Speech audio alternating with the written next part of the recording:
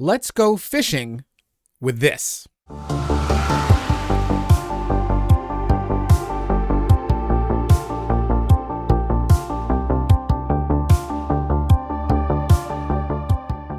Hey, it's Tim Little. I'm a nighttime landscape artist living on the east coast of Massachusetts on Cape Cod. Before things get fishy in this episode, I wanted to tell you a little bit about a small project that I'm working on. So if you've been following this channel, you may have seen two recent author interviews with photographers who have released night photography books, Ken Lee and Mike Cooper. It turns out that they are also personal friends of mine, but beyond the shared interest in night photography, we also just happen to be shooting with the Pentax K1, all three of us. So that could mean that at any given time on any one of our trips, we have the most Pentax K1s clicking away at night photography in a single space anywhere in the world. It's possible. We do tend to talk a lot about night photography and Pentax gear, and we realized recently that there doesn't seem to be a lot of that going on. So what we've decided to do is film our conversations and then break them down into video shorts. We are calling ourselves the Nightaxians because it just seems to fit. So that said, if you're interested in night photography or Pentax gear and how they may intersect, please check out our Nightaxians episodes. The first one is posting very soon, but I just wanted to let you know what that was all about when you saw it pop up. About 3 years ago, I picked up the Rokinon Fisheye, and I posted a video sharing my experiences and just showing a few photos that I had gotten with it, but I was fairly new to it. It was the first fisheye that I had owned. I'd rented one before. I didn't really know how it was going to fit into my shooting, but I found it to be interesting, and people seem to enjoy the video. I think I'm upwards of around 5,000 views, and on a small channel like this, that's pretty good. And I thought, here we are 3 years later, and maybe it might be time to revisit the fisheye. Now, spoiler alert, the rest of this video is going to be telling you how much I like it, but rather than do what would probably be expected, which is to really focus on the technical aspect of the lens, I'm going to do something kind of different from what you might have seen elsewhere. And I'm going to talk a little bit more about the creative mindset, why you'd want to use a fisheye and how it can actually help you shoot with other lenses, which might sound a little bit silly. But let me give you two scenarios that I've run into in which my fisheye lens has really helped me get the most out of my 15-30 and my 28-105. Of course, I'm going to be talking about this through the lens of night photography, no pun intended, but I really feel like it can apply to any kind of photography because this is more of the creative thinking moment.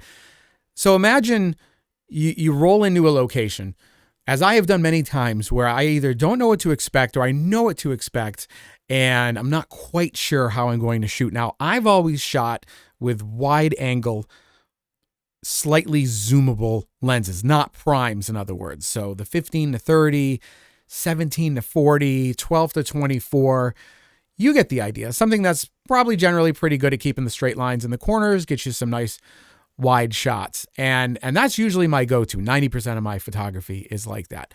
But I can tell you that I have gone into some places and either felt so overwhelmed I didn't know where to start, or so underwhelmed, surprisingly, that I didn't know where to start. And you know, sometimes that happens. If you're someone like me who goes to a specific location, and a lot of times I'm applying this to like traveling out west and shooting abandoned things and old junkyards and so on, you don't always walk in and just see all the shots that you want.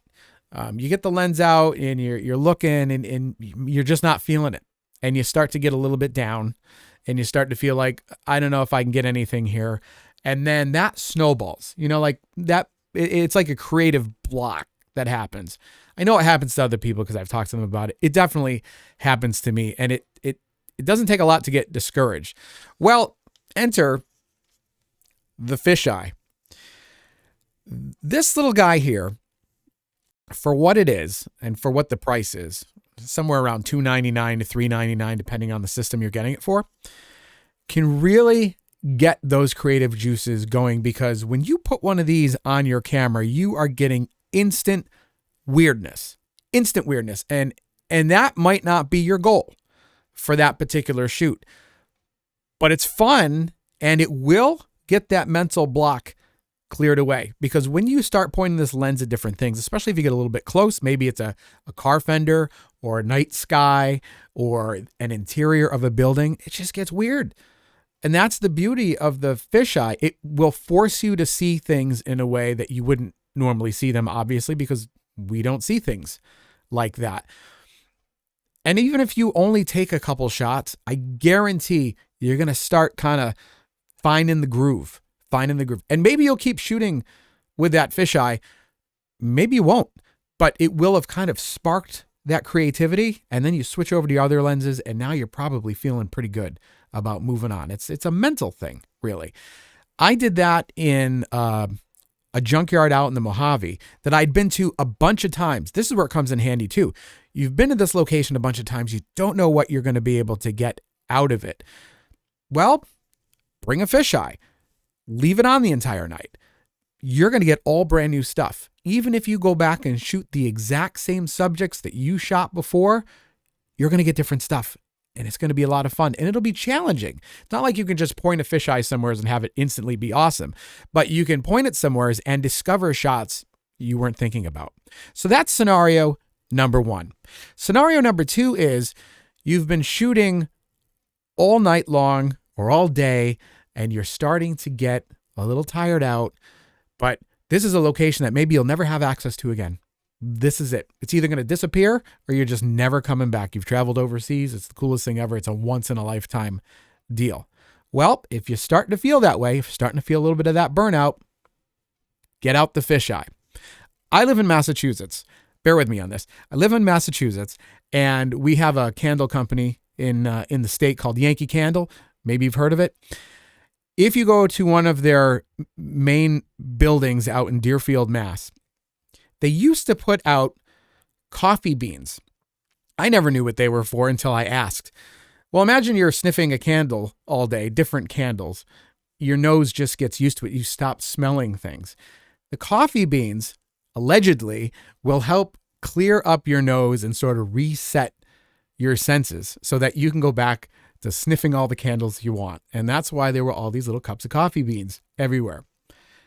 This is your creative cup of coffee beans. That's what this is for. Because if you pop this back on for a little bit, if you're starting to feel a little de-energized or uncreative, this will help you. And you can pop that off and put your other lens back on and keep going. And it's all about getting rid of that creative mental block. So I get it. You probably thought this was going to be like, here's a bunch of technical specs on this lens. No, I will give you a few, but I wanted to just explain why I think the Rokinon Fisheye, or any fisheye really, is such a great way to help you creatively. Okay, so tech specs. 12 millimeters f2.8 manual focus. If you're a night photographer like me, you're used to manual focus. All of your lenses could not have autofocus and you probably wouldn't care. I never use autofocus. The great news about a fisheye in general is that they are generally pretty forgiving on the focus. The tip that I always give folks is use your live view, use the little magnifier buttons on your camera so you can zoom in on something. You can really dial in that focus. If you have focus peaking, you'll want to use that. You know, the zebra lines or the zigzags or the borders or whatever your camera does, you'd want to use that. It's really helpful when it comes to a fisheye, but generally they are pretty forgiving. The aperture on this lens can be controlled via a clickable ring. If you've owned a Rokinon before, you know a lot of them have that. But with Pentax, you can set it so that the camera can change the aperture through the menu system like any other traditional lens. So that's kind of nice. I used to shoot with the 14 millimeter f2.8 from Rokinon on Canon, and I used to have to do the click, click, click, click, click. You know, it's not a big deal. But that's one of the reasons the pricing is a little bit lower on these lenses than a lot of others, is because everything's so manual. On the other end of it, you don't have a lot of moving parts inside that are mechanical, so what's likely to go wrong with it isn't going to be something that would be expensive to repair. I never use filters.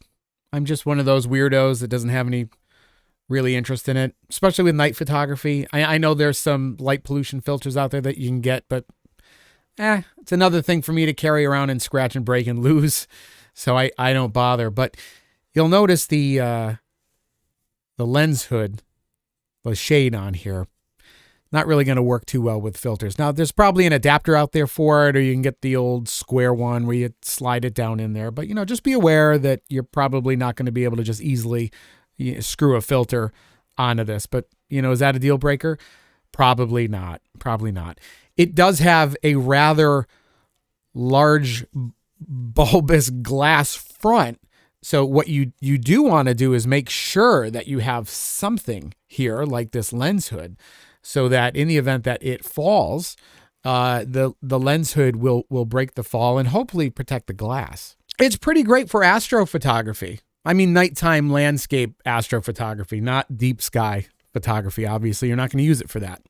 But it really does give you a lot of sharpness, even in the corners. And I know that with some of the more expensive lenses, you get that thing called coma, where you get sort of the squished out stars.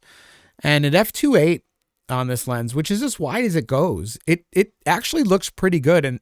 And that's what I've noticed about Rokinon lenses in general, is they're pretty good controlling those pancakey stars in the corner, even at wide apertures.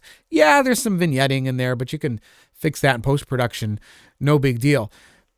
That's why if you're an astro person and you want to go out and do some nice landscape work and get a really expansive Milky Way sky, this lens is going to be good for that, because you can do it in one shot. Sure, you could take a couple shots with a tighter lens and stitch them all together. But if you're someone who just wants to get one shot and you're not too concerned about massive panoramas, this is a good shortcut too. What about you?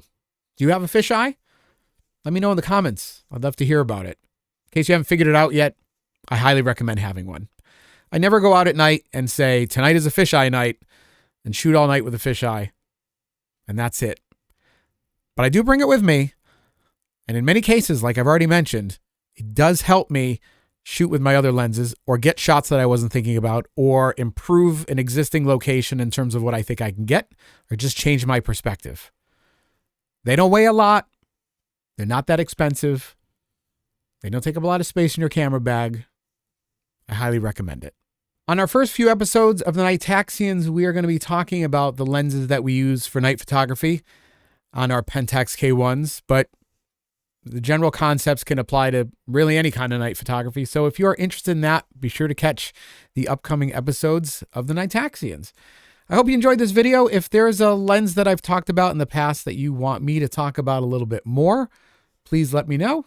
Thanks for watching, and I hope you have a great day.